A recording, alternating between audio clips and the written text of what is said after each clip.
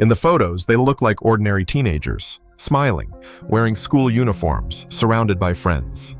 Igor Suprunyuk and Viktor Sayenko didn't stand out in any special way. They came from stable homes, parents with regular jobs, average grades, no trouble with the police. But inside, something was growing that no one around them could see. The first signs came when they started disappearing from the neighborhood for hours at a time. They'd come back dirty, sometimes with scratches or blood, blaming it on stray dogs. In reality, those dogs were their targets.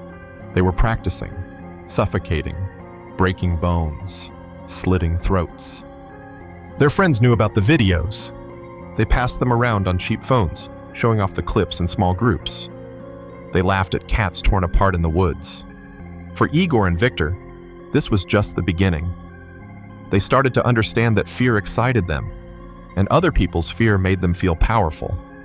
No one imagined that these two ordinary boys would become a symbol of pure, pointless violence, and the real nightmare was still ahead. This is only the beginning. If you want to hear how two boys turned into monsters, stay with Duskwoven and hit that subscribe button now. In the summer of 2007, something started in Dnipropetrovsk that no one would link to two seemingly harmless teenagers. The first victims had nothing in common, except being in the wrong place at the wrong time. The first confirmed case was an elderly woman walking home with groceries.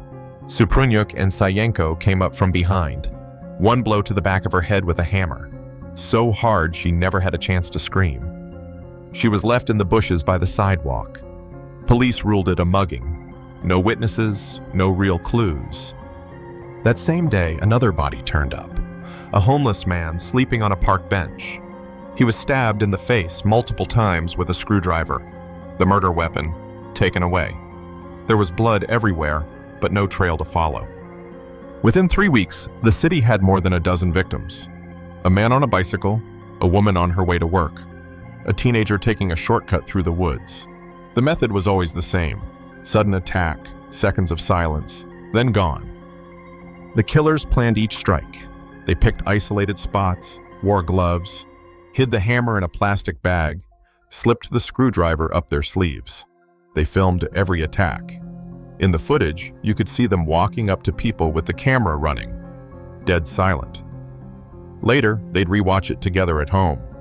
Some clips were even edited like cheap horror movies. People started to feel real fear.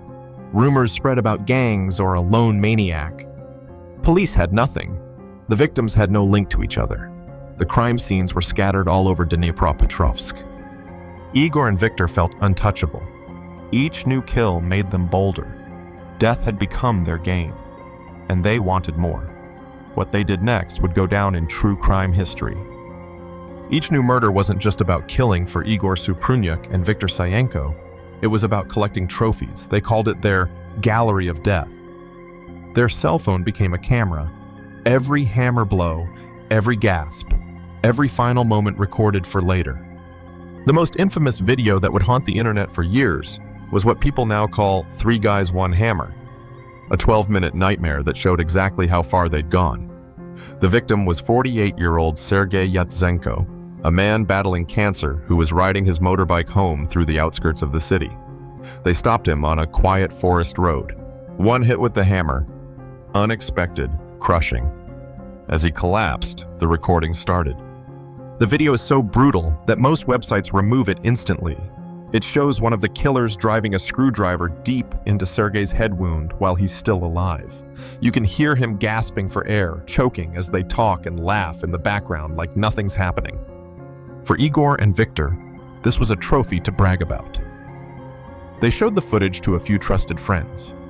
Police records later confirmed they planned to sell it on the black market. Real snuff film material for people who'd pay to watch death for real. When the video leaked online in 2008, it spread fast across forums and the dark web. For investigators, it was the breakthrough. Faces, voices, method. Clear proof that this wasn't just random killing, it was an organized hunt. At a time when police had no solid leads, this video exposed everything. Who they were, how they worked, and just how much they enjoyed it. That recording was the key. But in the end, it wasn't what caught them. It was one careless mistake that finally brought them down. For weeks, Igor Saprunyuk and Viktor Sayenko stayed invisible. They changed their hunting spots, picked random victims, left no fingerprints. But they made one mistake. They stole a cell phone from one of their murdered victims. They sold that phone at a local pawn shop for pocket money. What they didn't know was that the IMEI number, the phone's unique ID, was still active in the mobile network's database. When the new owner inserted his SIM card, the signal gave police exactly what they needed. Detectives traced the transaction, found the pawn shop, and got a description. The shop owner immediately recognized Igor. From there, it only took days of surveillance. When police raided Saprunyuk's apartment, they found the hammer, screwdrivers, gloves, blood-stained clothes, and dozens of video clips on memory cards. During questioning, Igor and Viktor were calm, almost cold. They didn't confess, but they didn't deny it either. In court, they talked about overcoming boredom and testing courage. To them, life and death were meaningless if they didn't feel something from it. The footage alone sealed their fate. Undeniable evidence connecting them to more than 20 brutal murders. Even then, they showed no remorse. For them, Dnipropetrovsk had been nothing but their hunting ground. What happened next showed that sometimes justice does catch up with evil. But the fear they left behind is still alive today. The trial of the Dnipropetrovsk maniacs began in 2009. Igor Saprunyuk and Viktor Sayenko were charged with murdering 21 people. The evidence was impossible to deny. The videos, stolen items, witness statements. Inside the courtroom, they sat calm, sometimes even smirking. They never apologized to the victims' families. They claimed life and death were just moments without meaning, unless they could feel something from watching it happen. The verdict was clear. Life sentences for both Saprunyuk and Sayenko. A third man, Alexander Hanja, who helped sell stolen goods, got 9 years in prison. When the sentence was read, families felt relief. But fear and anger didn't disappear. The Three Guys One Hammer video still circulates deep in the dark corners of the internet, a reminder of how far ordinary faces can go when nothing holds them back. The Dnipropetrovsk maniacs are locked away, but their legacy still haunts true crime circles and online forums to this day.